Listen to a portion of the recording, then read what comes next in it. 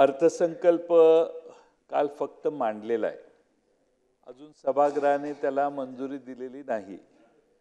चर्चा अजून झालेली नाही. त्याच्यावरच्या डिमांड्सवर मतदान होतं. मग मतदान झाल्यानंतर विनियोजन विधेयक मांडलं जातं.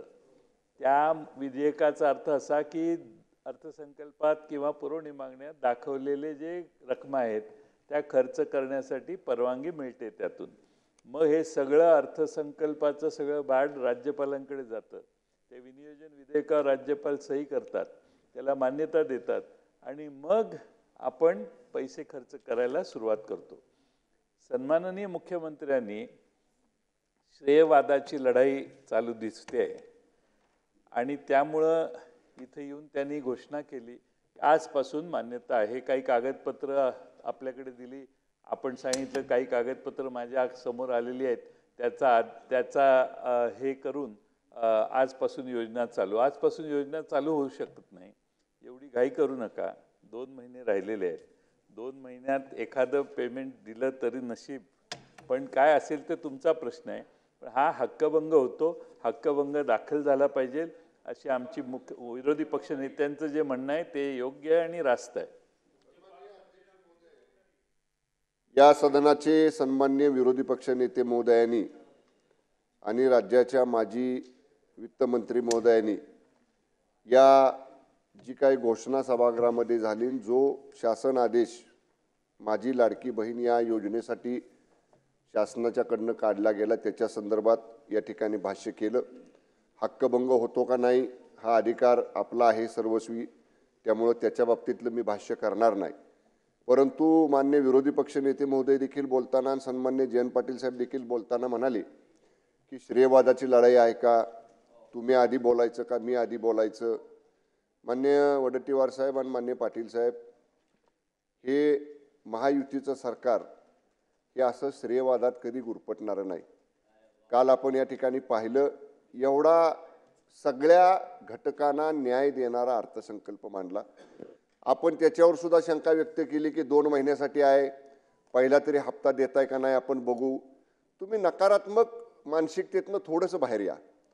हे सरकार या सभागृहामध्ये जेव्हा माननीय मुख्यमंत्री महोदय, वित्तमंत्री महोदय, उपमुख्यमंत्री महोदय बोलले, ते 100% पूर्ण करण्यासाठी आणि सगळ्या वित्तीय तरतुदींचा अभ्यास करूनच सन्मान्य अध्यक्ष महोदय या सभागृहामध्ये आम्ही निर्णय घेतलेला आहे.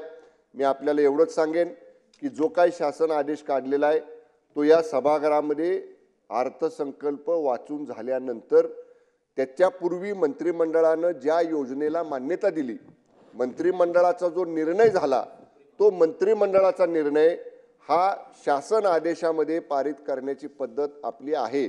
मंत्रिमंडळाने एखादा निर्णय, 1 मिनिट विरोधी पक्षनेते महोदय, माझं होऊ द्या ना, मग आपण जरूर बोला.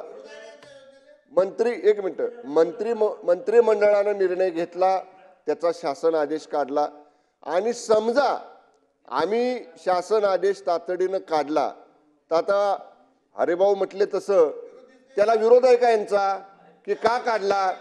समजा आता आदेश निघाला आणि पात्र अपात्र ज्या काही त्याच्यामधल्या महिला असतील त्यांनी जर आतापासून अर्ज करण्याची तयारी सुरू केली, गोरगरीब महिलांना ते पैसे मिळणार आहेत, ते मिळू नयेत असं तुम्हाला वाटतंय का.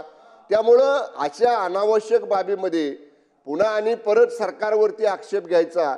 त्यांच्या काळामध्ये कधी 1 रुपया महिलांना मिळाला नाही या योजनेसारख्या योजनांमधनं. आणि मग आता मी परत सांगेन, आम्ही केलेलं शिंदे साहेबांच्या, फडणवीस साहेबांच्या, दादांच्या नेतृत्वाखालचे हे चांगले निर्णय, याच्यामुळं ज्यांना या ठिकाणी पोटात दुखायला लागलेलं आहे किंवा ज्यांना आता वाटतंय की हे आम्ही करू शकलो नाही ह्यांनी कसं केलं, ते नाराजीच्या मानसिकतेतनं, नकारात्मक मानसिकतेतनं अशा पद्धतीचा सरकारवरती आक्षेप करतायत. सरकारनं नियमानुसार योग्य ते निर्णय घेतलेले आहेत.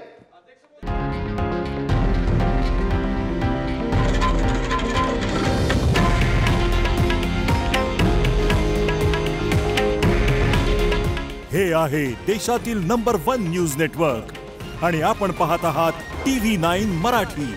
काळजी तुमची, हित महाराष्ट्राचं.